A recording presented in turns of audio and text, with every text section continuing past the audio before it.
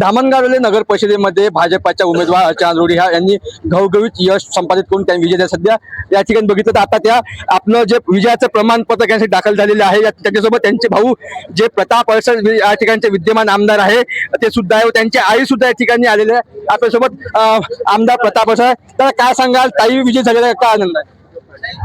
पक्षाचा विजय झाला हा सर्वात मोठा आनंद आहे. बहिणीचा झाला तो असतेच, परंतु पक्षाच्या सर्वच उमेदवारांना धामणगावातील सर्व जनतेने निवडून दिलं त्याबद्दल मी धामणगाव वासियांचं मनपूर्वक आभार मानतो, धन्यवाद देतो.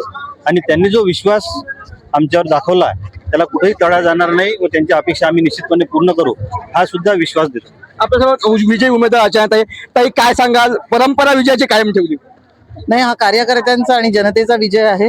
इतक्या मोठ्या प्रमाणामध्ये एखादी सत्ता जी दिली त्यासाठी आम्ही जनतेचे आभार मानतो आणि त्यांचा विश्वास असाच कायम राखू असा शब्द देतो. 10 वर्ष भाऊ या परिषदेमध्ये बघितलं तर नगराध्यक्ष होते, आमदार झाले, आता तुम्ही पहिल्यांदा नगराध्यक्ष झाला, काय सांगाल?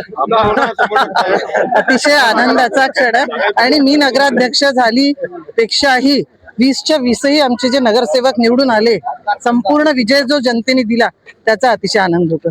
एकंदरीत बघितलं जनतेने दिलेला जो विजय आहे त्याचा आम्हाला आनंद, अशी प्रतिक्रिया अर्चना रोढी यांनी दिलेली आहे. अमर गटे, साम टीव्ही, धामणगाव रेल्वे, अमरावती.